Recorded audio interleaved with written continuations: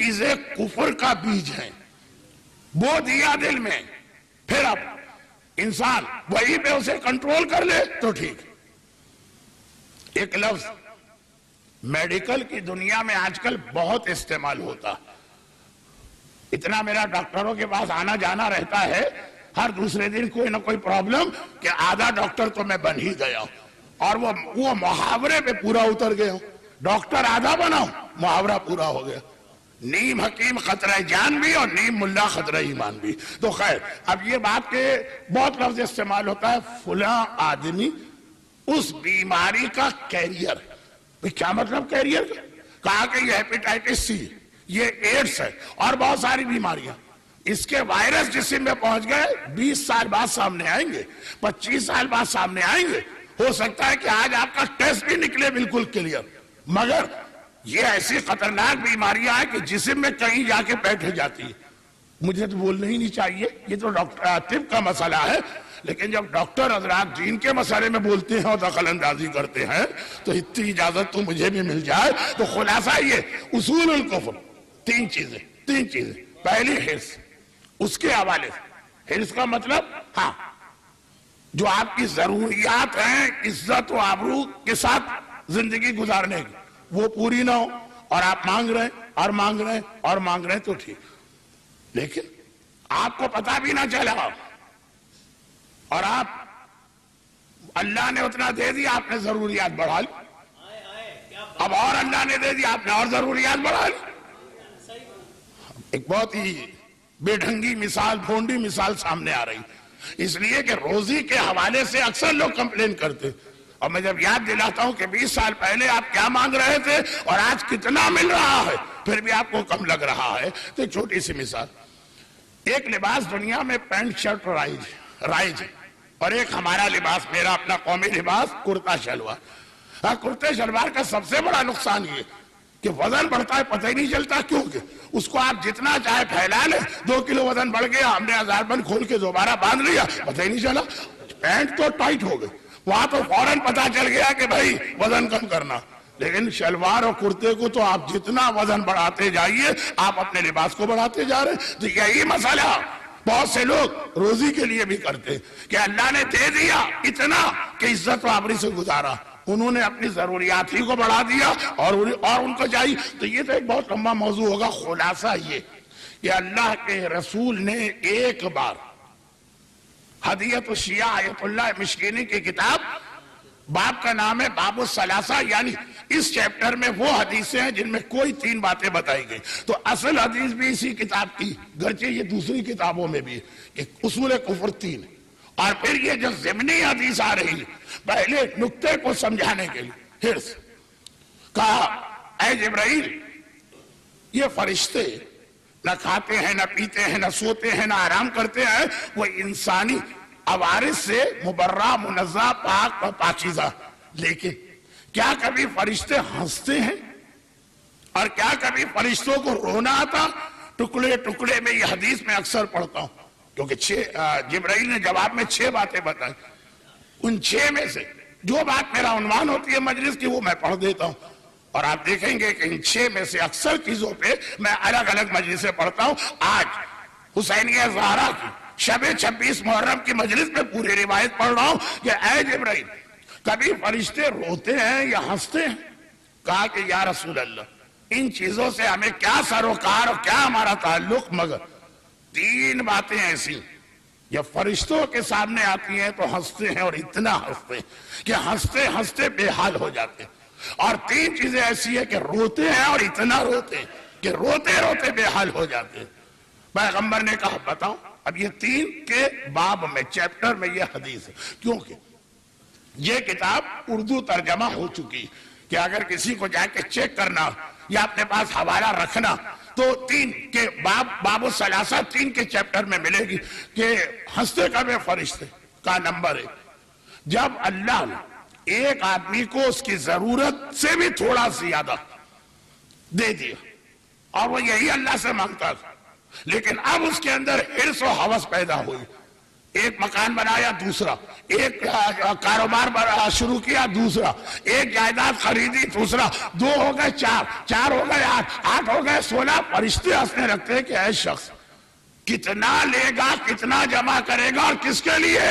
تیرے تو کام کا بھی نہیں ہے۔ جو مولا نے کہا جب میں کسی پیسے والے کو دیکھتا ہوں تو مجھے یاد آ جاتا ہے یہ پیسے کا مالک نہیں ہے، یہ امین ہے، ساری محنت کر رہا ہے، اس کے گھر والے اور اس کے بچے جا کے عیش و آرام کریں گے، اس کے پاس تو وقت ہی نہیں ہے پیسے کو استعمال کا۔ فرشتوں کو ہنسی آتی، کتنا لوگ قبر کو بھی سونے سے بھر دیا جائے تب بھی اس سے زیادہ ہے۔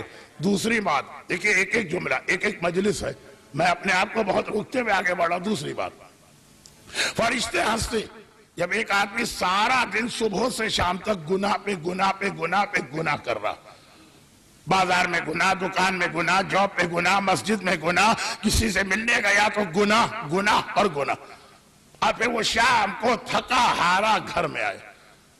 اب تو بستر پہ لیٹ کے سو جا، لیکن گھر میں آیا، نہایا دھویا، پھر ایک مرتبہ آرام سے بیٹھ کے رات کو بھی گناہ شروع کر دی۔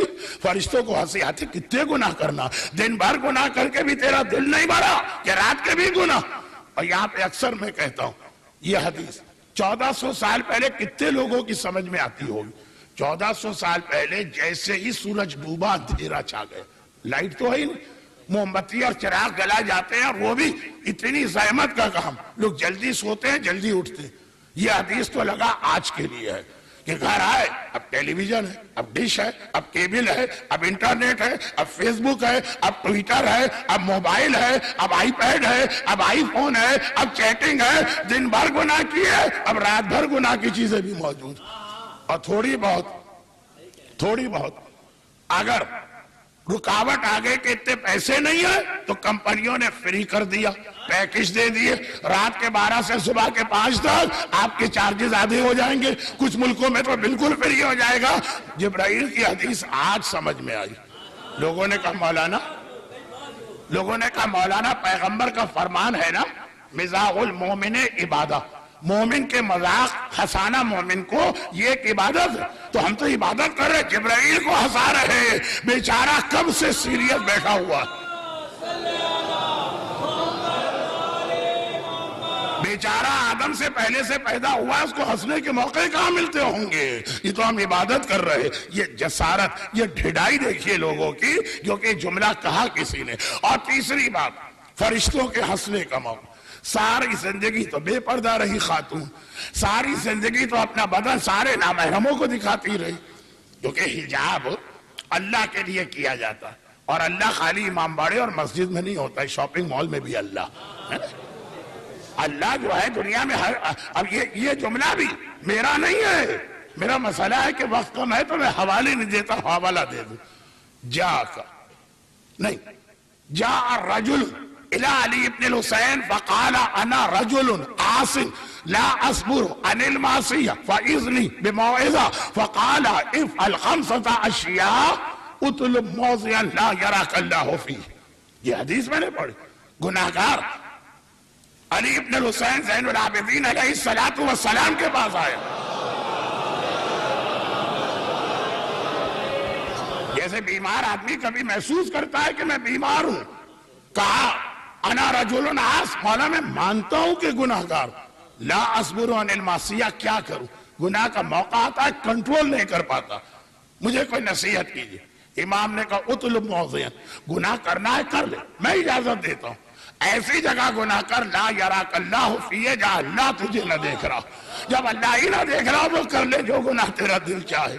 تو اگر شاپنگ مال میں اللہ اپنی آنکھیں بند کر لیتا ہے، نعوذ باللہ، برتھ ڈے پارٹی میں اللہ ذرا آنکھیں بند کر لیتا ہے، نعوذ باللہ، شادی بیاہ کے اندر اللہ ذرا سو جاتا ہے، لا تاخذہ سنۃ ولا نوم، نہ اسے نیند آتی ہے نہ اسے اونگ آتی ہے، مگر یہ جو ہمارے یہاں حجاب کی 2 قسمیں ہو گئی نا، ضمنی بات، اصل جملہ تو جبرائیل کا، یا رسول اللہ ساری زندگی بے حجاب گھومنے والی، جب موت آ گئی تو کیا کفن میں اسے لپیٹا جاتا ہے، مجال ہے کہ ایک بال نظر آ جائے، صرف چہرہ کھلا ہے جو زندگی میں بھی اجازت ہے، اور پھر قبر میں اتارا جاتا، اور کوئی بڑی احتیاط کرنے والے بزرگ اعلان کر دیتے کہ بھائیو آخری دیدار کر لو، خبردار کوئی نامحرم نہ آنے پائے۔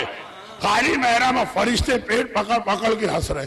جب دیکھنے دکھانے کے قابل تھے تب تو کسی سے نہیں چھپایا، اور جب سڑتا ہوا لاشا بن رہی ہے اور کوئی نہ دیکھے گا تب اتنا حجاب کیا جا رہا۔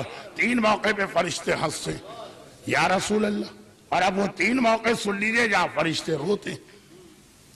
وہی بات جو میں نے کل کہی، حدیث کا ایک جملہ ایسا کہ وہ ربط مصائب بھی بن سکتا ہے، بنتا ہے۔ اس وقت کیونکہ بیچ تقریر میں آیا تو جملہ ابھی پڑھوں گا، شاید اسی سے آخر میں ربط مصائب کا 3 موقع ہیں۔ پہلا، جب کوئی غریب الوطن اس حالت میں سفر کے درمیان مرتا کہ نہ گھر والے، نہ بچے، نہ کندھا دینے والا، نہ کفن پہنانے والا، تو فرشتے روتے، ہزاروں قطار روتے۔ جب عام غریب الوطن پہ روتے ہیں تو واقعاً جو غریب الغربا ہے۔ دوسری بات، جب کسی یتیم پہ کوئی ظلم کرتا ہے اور وہ بلبلا کے روتا ہے کہ خدا بندہ مجھے کوئی بچانے والا نہیں ہے تو یہ کتنا ظلم کر رہا، کاش میرا چچا عباس ہوتا، کاش میرا بابا حسین ہوتا۔ جب یتیم، کسی بھی یتیم، فرشتے روتے ہیں، اور ایسا کہ آنکھوں میں زار و قطار آنسو آتے ہیں۔ اور نمبر 3،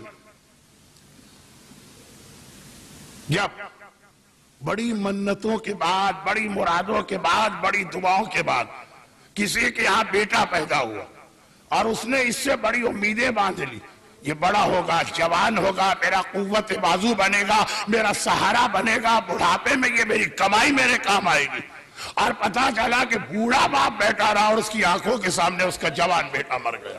اللہ، جب وہ بوڑھا باپ جوان کا لاشا دیکھ کے یا روتا ہے یا اگر لوگوں کے سامنے نہ رو سکے اس کا کلیجہ ٹکڑے ٹکڑے ہوتا، فرشتے روتے۔ کربلا میں یہ تینوں باتیں جمع ہو گئیں، ایک غریب الوطن بھی مارا گیا، ایک یتیمہ تماچے کھاتی رہی، ایک بوڑھا باپ اکبر کا لاشا اٹھا رہا اور لاشا نہ اٹھا پایا۔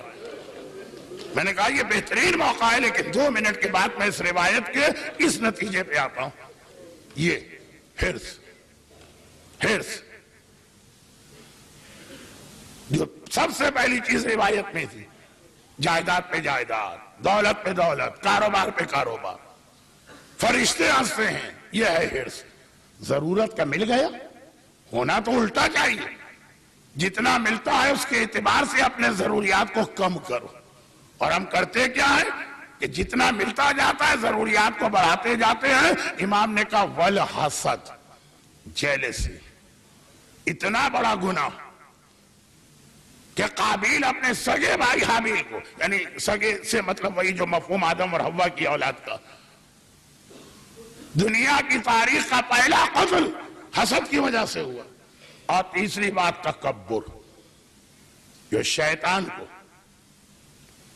پروردگار کی بارگاہ میں، وہی یسلم تسلیمہ کسے کہتے، جو کہہ دیا ماننا، آرگومنٹ نہیں کرنا کہ میں آگ سے بنا ہوں وہ مٹی سے بنا، میں افضل ہوں اور وہ مفضول، مجھے اس کے سامنے کیوں سجدہ کروا رہا ہے، اپنے سامنے سجدہ کروائے تو میں تیار نہیں۔ یسلم تسلیم، جو جس طرح اور جب جو کہا جائے، کہا یہ تکبر۔ یہ تیسری چیز امام نے فرمایا یہ 3 گناہ ایسے ہیں جو اصول الکفر، نمازیں پڑھتے جاؤ اور یہ گناہ تمہارے پاس رہیں گے، نماز کے وہ اثرات اور فوائد تمہیں نہیں ملیں گے۔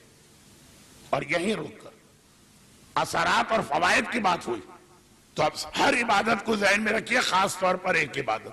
اب یہ بہت مشہور واقعہ میں پڑھ رہا ہوں اور اسی پہ آج کی مجلس تمام۔ بلخ جو آج کل رشین اسٹیٹ میں سے ایک میں ہے، وہاں کا رہنے والا مومن، بہت مشہور روایت ہے، ہر سال حج کے لیے آتا، اور کوئی حج کے لیے جائے تو کیسے ممکن ہے کہ مدینہ نہ جائے، مدینے بھی جاتا، اور مدینے جائے تو کیسے ممکن ہے کہ امام کی خدمت میں حاضری نہ دے، امام ہے، چوتھے امام کی خدمت میں جاتا، اور ہمیشہ جب جاتا امام کے حق لے کے جاتا۔ یہ 2 چیزیں ایسی جو رسول خدا کے زمانے سے چلی آ رہی ہے، لیکن خاص اس کا سسٹم چوتھے امام نے بنانا شروع کیا، مرجعیت اور خمس ہمیشہ حق لے کے آتا، حج کر کے واپس جاتا، بیوی کو بتاتا میں نے حج کیا، میں روضہ رسول پہ گیا، میں اپنے آقا اور مولا کے پاس گیا۔ بیوی نے کہا خالی ہاتھ آ رہے انہوں نے کچھ دیا نہیں؟ یہ کیسے امام ہے کہ صرف لینا جانتے ہیں دینا نہیں جانتے؟ بیوی کا جملہ۔ اس نے کہا کہ نیک بخت یہ کیا کہہ رہی ہے، وہ میرا آقا ہے، وہ میرا مولا ہے، وہ امام ہے، ان کے بارے میں ایسے جملے۔ روایت اتنی مشہور ہے کہ میں بہت مختصر کر رہا ہوں۔ اب یہ اگلے سال جب گیا اور خدمت امام میں پہنچا تو کھانے کا وقت تھا، امام نے اسے بٹھا لیا اور ایک مرتبہ اس کے ساتھ امام نے کھانا کھایا، بہت مشہور روایت، کھانا ہو گیا۔ اس کے بعد ایک بار امام نے وہ کنٹینر یا لوٹا یا جگ جو بھی ہے وہ لیا، کہا کہ لا میں تیرے ہاتھ دھلا دوں، گھبرا گیا، مولا آپ میرے آقا، آپ میرے مولا، آپ امام معصوم، میں آپ کا غلام، غلاموں کا غلام، میں یہ برداشت ہی نہیں کر سکتا، لائیے یہ لوٹا مجھے دیجئے، یہ جگ مجھے دیجئے، میں آپ کے ہاتھ دھلاؤں گا۔ امام نے ہاتھ آگے بڑھ دیا، نیچے وہ تشت ہے جس میں پانی گرتا، ایک مرتبہ اس نے پانی ڈالا، امام ہاتھ دھو رہے اور اس سے کہتے ذرا دیکھ تو صحیح تشت کے اندر کیا؟ اس نے کہا مولا پانی ہوگا، بھائی پانی گر رہا ہے تو پانی ہی ہوگا، کہا غور سے دیکھ۔ اب جو دیکھا تو اس نے ایک مرتبہ دیکھا یاقوت سرخ، اس سے تشت بھرتا چلا جا رہا، روک لیا اس نے پانی۔ مولا یہ میں کیا دیکھ رہا ہوں؟ امام نے کہا ہاتھ دھولا، پانی کو جاری رکھ۔ اب پانی ڈالا، امام نے کہا اب دیکھ کیا؟ اب جو دیکھا سبز زمرد سبز، سارے قیمتی جواہرات ہیں۔ آپ کو اتنا اندازہ نہیں ہوگا، اپنی بیویوں سے پوچھئے گا، خدا نہ کرے کوئی سیٹ کی فرمائش کر دے۔ اچھا خلاصہ یہ گھبرا کے کہا مولا یہ تو زمرد سبز ہے۔ امام نے کہا رک کیوں گیا ہے، میرے ہاتھوں دھلا دینا۔ ایک بار اس نے اور پانی ڈالا، امام نے کہا اب دیکھ کیا ہے؟ در ابیض، در نجف جو جسے کہتے ہیں وہ ہے، اور اب تشت بھر چکا ہے۔ امام فرماتے ہیں یہ تشت اٹھا اور جا کے سفر سے واپسی میں اپنی بیوی کے حوالے کرنا اور کہنا امام لینا نہیں جانتا، امام دینا جانتا ہے، مگر پہلے امتحان لیتا۔ ہمارے یہاں بھی بہت سے لوگ خمس دیے جائے ملتا کیا؟ مگر ہر ایک کو پتا، ہر صحیح عقیدہ مومن کو پتا، ہماری سانس امام کی وجہ سے ملتی ہے، ہمارے بچوں کی روزی امام کی وجہ سے ملتی ہے، ہمیں اولاد امام کی وجہ سے ملتی ہے، ہمیں صحت امام کی وجہ سے ملتی ہے۔ امام نے کہا لے جا کے اپنی بیوی کو یہ دے۔ اور یہ معجزہ ائمہ طاہرین سب سے زیادہ چوتھے امام ہی کے لیے ہونا چاہیے تھا، تاکہ مومن کو پتا چلے کہ یہ جو وعدہ ہے نا جس امام نے کیا ہے اس کے معجزے کو دیکھ۔ عام پانی کو کبھی یاقوت سرخ بنا دیا، کبھی زمرد سبز بنا دیا، کبھی در ابیض بنا دیا۔ جب عام پانی کو ایسا بنا سکتا ہے تو تمہارے وہ آنسو جو غم حسین میں بہے، اگر وہ تمہیں جنت میں لے جائے تو اس امام کا وعدہ غلط نہیں ہو سکتا ہے۔ اسی امام کا وعدہ ہے نا، اپنے آنسوؤں کی قیمت کو پہچان